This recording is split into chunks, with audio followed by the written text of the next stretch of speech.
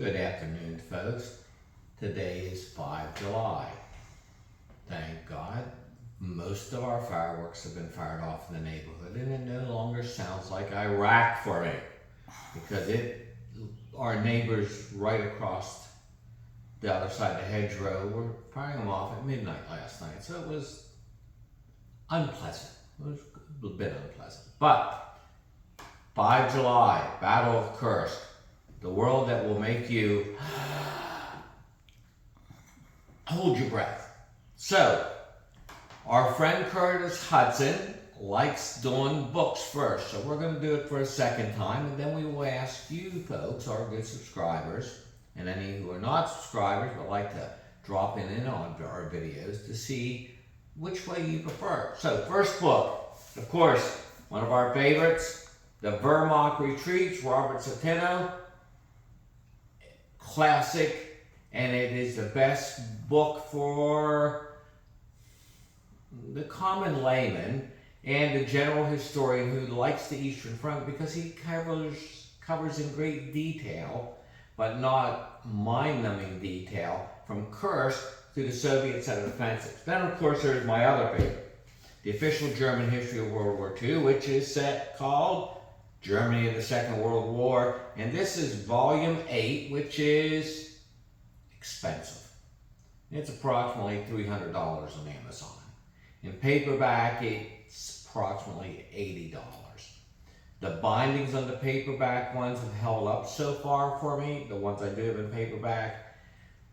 Best analysis from the German perspective on Kursk. A book that I reviewed for Armor Magazine, Stalin's Armor, a good overall overview and approach to Soviet armor. One that has nothing to do with this period in the Battle of Kursk, but you may not have heard of it. From the Realm of a Dying Sun. It is a trilogy. Books like this sometimes from, let's see the publishers, Casemate, sometimes those are in different quality. This is not. Douglas Nash hit this one out of the ballpark. It is highly recommended. It is a stellar read. We bought this at a war game convention. I can't tell you which one anymore, Toots. I don't know if it was Origins or if it was Cold Wars. I don't know. Or whatever the other one is that's in Lancaster. Do you remember what that one's called? Mm-hmm. No, I don't know. Mm-hmm. But Soviet tank units, because it has one of the things I like best in the world: schematics, details. And if you've got things like that, that means there has to be color type plates, and well, most of us like those things, so. George Nips, yeah.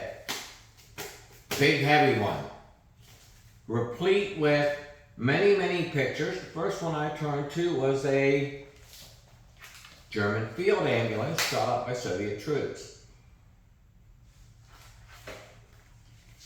Good book, if heavy.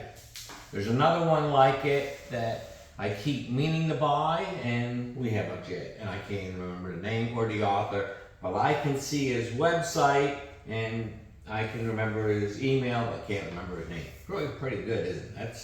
That's what, 0 for 3 in being unimpressive.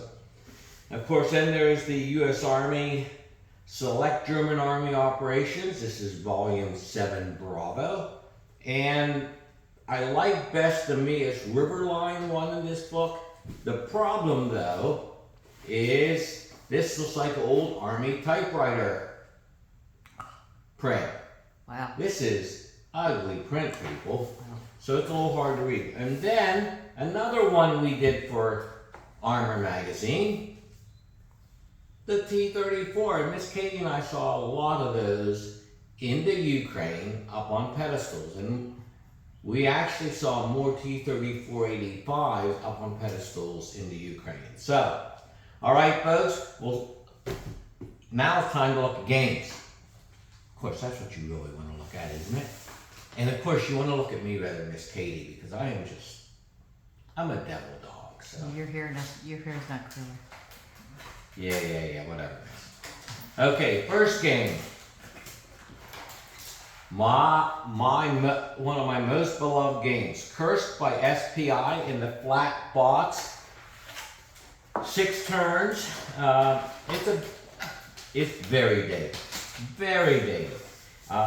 It is a, well, let's take a look at the map here. The lack of color would be an understatement. There's seriously a lack of color, because this is what, a 1972 map. And of course, fortifications haven't advanced a whole lot more since then, and these are of course dependent upon the time period. We play this game about every year. We like it still that much.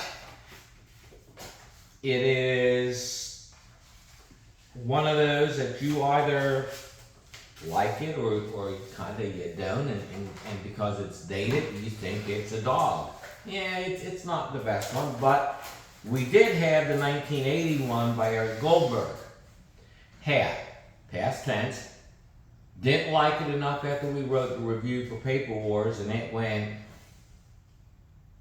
what does that mean, Miss Katie? It went bye-bye. It went bye-bye, because we didn't like it. We just got this one from Vulca Games, Traces of War, and the reason we have this is because my buddy Kurt Hudson said, Smitty, brother, you need to get this game, you need to look for it. And I looked for it and said, oh my God, I like this because it looks like another one I recently played. Good weight, good solid box, European game with a solid box. Gotta love that. We were looking at the rules in bed last night because, well, we had fireworks going on. And the rule book is replete with lots of examples, and it smells good. Colorful examples, well organized, and well set up. I could see last night that this game will not be hard to play. Now the maps. Let's see if Miss Katie likes these maps. It's busy. Yeah, it looks a little busy, but that's kind of that rolling terrain we saw in some of the wheat fields and sunflower fields in the Ukraine. That's sort of a little bit of rolling. True. And of course, marshes. And what do we have down here? You know, it would help if I would go ahead and turn around the right way. How about that, folks? I apologize for that. And I don't want to call it a laminated map, but it almost feels, Slick? well, not quite rubbery. And of course, here's the bottom. Well, maybe I did have it around the right way because cities are named both ways, and depending upon whose front it is, look. Here it is, I'm holding this upside down deliberately. For the Soviet player, their things are on their side. For the German player, their units are on this side, and here's, of course, Orel, Kharkov. So, but I like the feel of the map. Easy to read, nice setup, and the reinforcement schedules is right on the map. Does that mean there are any in the game itself? Well, I don't know, folks, because I just got this on the 2nd or 3rd. We have here Chictard, and it's substantial. Counters, 3 counter sheets. Soviet, front and back. German, front and back. And more German and markers, mainly supply, air support, control, but nice markers. 2 dice. And then we have player aid sheets. Man, these are not cardstock. These are more cardboard. combat result table, negotiation points as to what you want to do. Impressive package here. We were looking forward to this one, but it's just not solely Kursk. It goes with that period of war then after, post-Kursk as well. So that's game number 2. Then we have what is easily one of my favorite GMT games, Ukraine 43. We reviewed this one. Thought it was going to be ponderous. It looked a little heavy. Oh my God, what a great game. But some folks complained about the German anti-tank gun on it, and I think this was, yeah, Mark Simonowicz just, he was fairly good humored about it. Typical GMT, it says its solitaire playability is very high. Agreed, it is. We played a number of these scenarios. It is sadly, here we're gonna fuss a little, not a GMT, but that they have not come out with a mounted map board for these, and there's 2 map sheets in this for these lovely maps. These are just lovely maps of this era, because here's the front sheet, the back sheet of it, because here's Kiev to the back, and the front is right here, where we get down towards Tarnopol, and remember we were talking about defensive lines? Well, look, you know, they kind of stay the same. And you will see this same kind of line in the Kursk. The Tigers are burning, but it's your typical GMT map. Attractive, well set up. You know, now, more flimsy, still good. Player aid cards, there are 5 of them. Good game though, good game. Rules of play are 27 pages. And of course, you know, decent sized counters. We love this one. If you don't have it, you'll want it. Then we've got Uba. Uba's game. Uba, in fact, Uba just called me, what, a week and a half ago? He got back in touch with me. Just to see how Miss Katie and I were doing. Storms of Steel. Part of that whole series of games, and of course it's got a Tiger tank, and it has Soviet airplanes rather than Stukas, because Miss Katie likes Stukas. The maps are, let's get to the maps. In fact, this is our second version of it. We have not even unpunched it. Mounted map boards. And big, honking, lovely counters. We had played the original version of this. I mean, look how lovely these counters are. Big tanks. Big tanks. Oh, what more can you ask for in your life other than counters that are tanks that are big? That's just, and of course, then we have your Soviet equipment. We like this game. We reviewed this. Wow. I think we were still a major when I reviewed this game. That's a long time ago. And of course, you know, Miss Katie is kind enough not to talk about that I wore hair then too. So we'll just ignore that whole thing, because I know she was thinking that. Then there is Panzer Creek. Our original version of Panzer Creek got damp during some army move. I don't know, and it got damp before Miss Katie and I got married. So it was a game we tossed because it kind of got moldy. Rebought it, or repurchased it, I suppose. But notice here, and Miss Katie, would you hand me the Battle for Kursk game in vacuum and be so kind as to bring that around to me? Come the whole way around, little miss. Give me a kiss. Thank you. Notice the cover art. What do you notice, Miss Katie? It's the same. It's pretty much the same, isn't it? One's just brighter. So, Panzer Creek is an older game. It goes back to the day of Avalon Hill, and its beauty is it has many scenarios. And in fact, the first one I pull out is the Manstein alternative to Kursk. How about that? We're having a good day. Its map is more generic. You might also just call it unattractive, because this area of the Ukraine all looks pretty much the same. As you will see here, once I break it out, it is in 4 folded sections.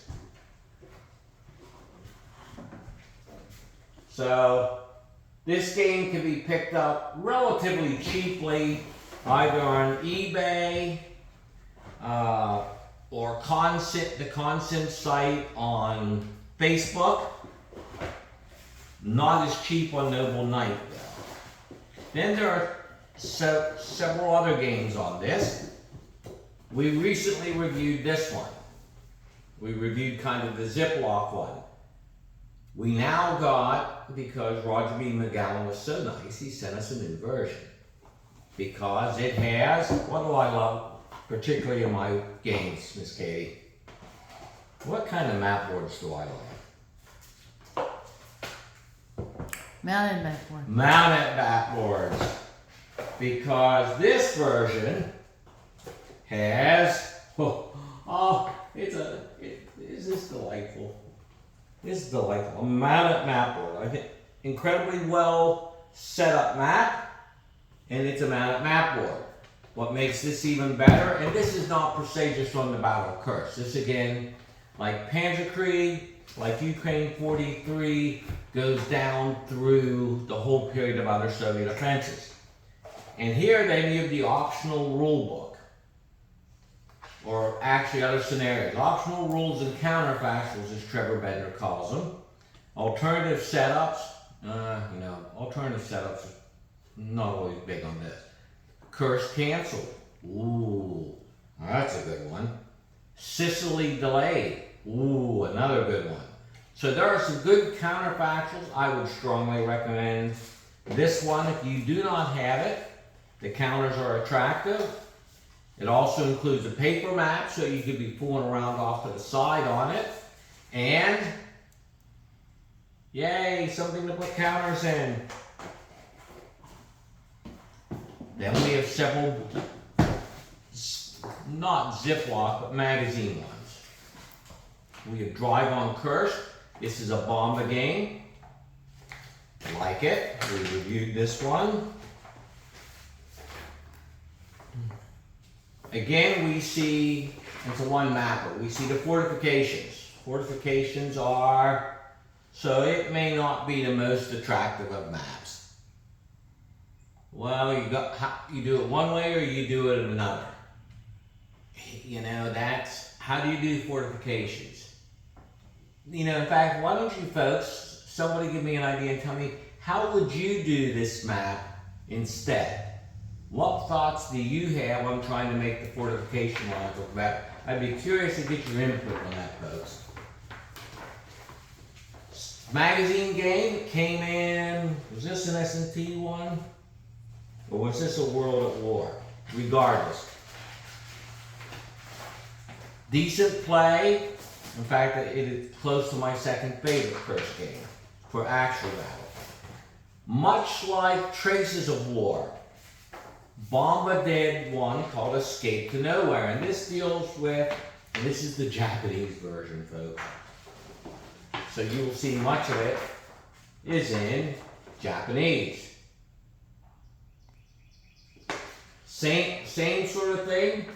It is, for the German, a very frustrating game because because the German army that you grew up with in gaming and that is invincible and unstoppable gets rolled badly here. Well, guess what? 1943 to the Ukraine, they got pushed way the heck back. Good one to pick up if you can find it in English rules. If you can't, I think either Ty or myself posted the rules in English. But it came in Command Magazine, and the rules in Command Magazine are Japanese. in Japanese. So I can't read Japanese. Last game we have, one I have not played, I believe, and we'll find out in a moment because I don't have any counters in baggies. So it is SS Panzer Bloodbath at Kursk. It's a Command Magazine game. And no, we have not played this because look, what do we have? We have unpunched counters. So a game we actually have not played, which is really, really amazing from that era. And I don't even know if I've ever looked at the map. Aren't going to be quite like Geraldo Rivera opening Al Capone's tomb or whatever, so, or Houdini's. And here, let's see, do I have that set up the right way? I do. I can't tell you much about this one at all, folks, other than just to kind of show it to you. This was done in 1996, so this was done, well, first year of our marriage, Toots, but never got around to playing it. So I'll have to look it up on Board Game Geek, see what folks assumed about it, and go there. So, as always, folks, we thank you, and what do we say at this point? Thank you, folks.